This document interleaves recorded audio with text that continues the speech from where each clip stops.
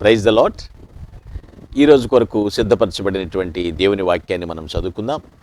ఆదికాండము 3వ అధ్యాయము 21వ వచనం చదువుతబడుతుంది. శ్రద్ధగా ఆలకించమని మనవి. దేవుడైన యెహోవా ఆదామునకును అతని భార్యకును చర్మపు చొక్కాయిలను చేయించి వారికి తొడిగించెను. ప్రభునందు ప్రియులారా, ముందుగా మీకు హృదయపూర్వక వందనములు తెలియజేస్తూ ఉన్నాను. ఇక్కడ దేవుడు ఆదాము అవ్వలను సృష్టించటం, వారిని ఏదెన్ తోటలో ఉంచటం, ఇదంతా మనం చదువుకుంటూ ఉంటున్నాం. మొట్టమొదటి మానవుడిగా ఆడెంలోంచి తీసుకురాబడినటువంటి స్త్రీ ఈవ్, వారిద్దరిని ఈడెన్ గార్డెన్స్లో దేవుడు పెట్టాడు. ఆ ఈడెన్ గార్డెన్లో ఉన్నప్పుడు అక్కడ దేవుడు వారితో ప్రతిరోజు కూడా చక్కని సహవాసం కలిగి ఉన్నాడు. ఇదంతా మన బైబిల్లో చదువుకుంటాం.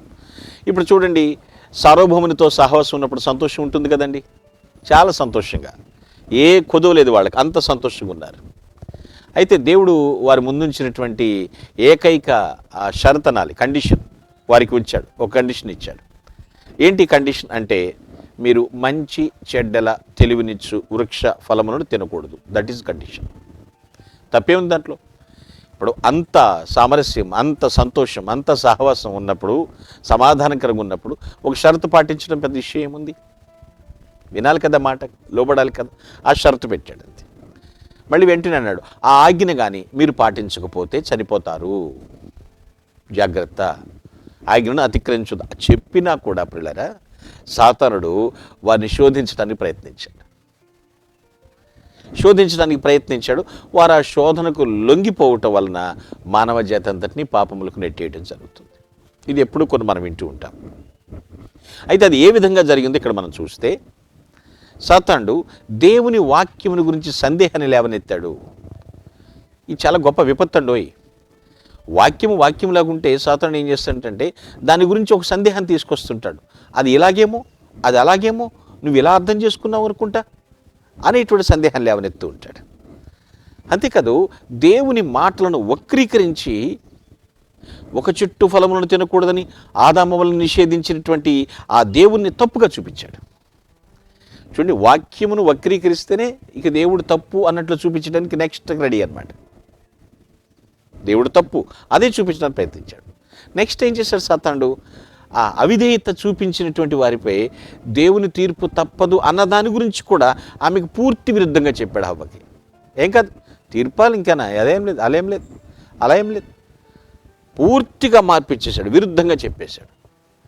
హవ్వ 3 శోధనకు లొంగిపోయిందని చెప్పాల్సిందేనండి. 3 శోధనకు లొంగిపోయింది. ఏంటి 3 శోధన? మొదటిది శరీరాశ.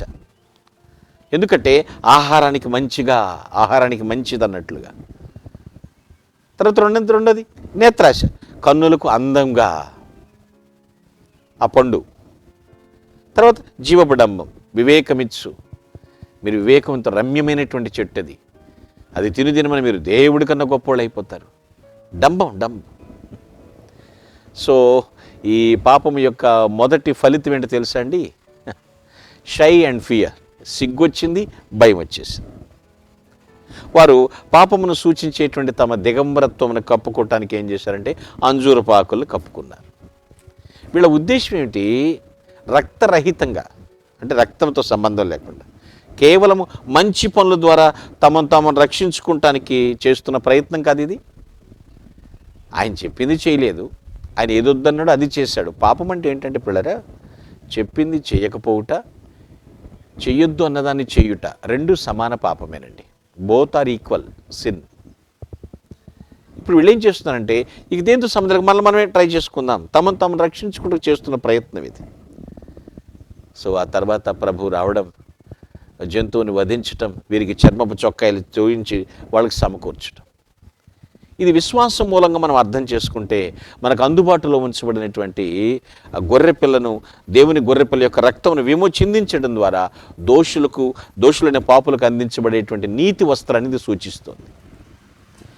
మొట్టమొదటిగా వారికి చర్మపు చొక్కాయల్ని ప్రభువే తొడిగించాడు.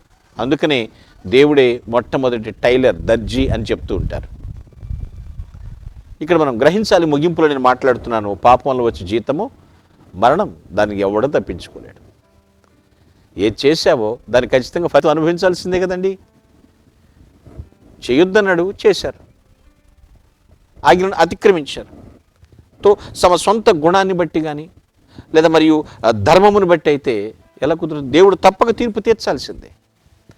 ఇప్పుడు ఆజ్ఞ ఇచ్చాడు, దాన్ని పాటించనప్పుడు దాన్ని తీర్పు తీర్చాల్సింది. కానీ తన ప్రియమైనటువంటి కుమారుని కొరకు దేవుడు ఏం చేస్తున్నాడండి?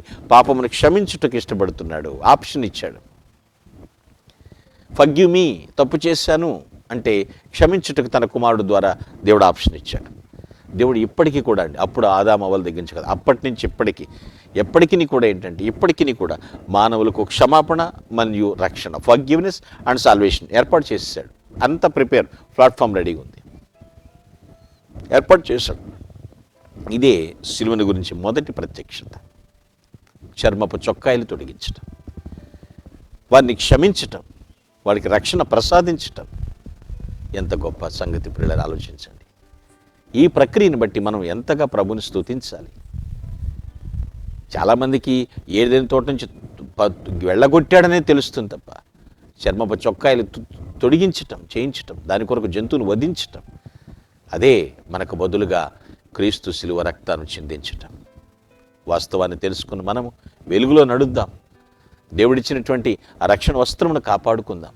తీర్పు దినాన్న తల ఎత్తుకుని దేవుని ముందు నిలబడదుముగాక. Amen. Please all of close your eyes. I will pray for you. ప్రేమ కలిగిన తండ్రి, నీకు వందనములు నాయన. మా సొంత ప్రయత్నాల ద్వారా మేము రక్షణ పొందలేము. దుష్టుడెప్పుడు కూడా వాక్యమును వక్రీకరించి దేవా నిన్ను కూడా తప్పుగా చూపించే ప్రయత్నం చేస్తూ ఉంటాడు. ఏదేమైనప్పటికీ మీరు మాలో ఉంచిన సత్యమును బట్టి వారిని జయిస్తాం ప్రభువా. మాకు కూడా నీతి వస్త్రాలు ఇచ్చారు, రక్షణ వస్త్రాలు ఇచ్చారు, స్తుతి వస్త్రములు ఇచ్చారు ప్రభు. వీటి మేము ఏ మరకలు అంటుకోండా ప్రభువా, పరిశుద్ధంగా రేపు ధవళ సింహాసనం తీర్పు ఎదురు ధైర్యంగా నిలబడే కృపద ఇచ్చేయమని ప్రభుని క్రీస్తునామని ప్రార్థించి స్తుతిస్తున్నాం పరమ తండ్రి. Amen. Glory to God. Thank you one and all.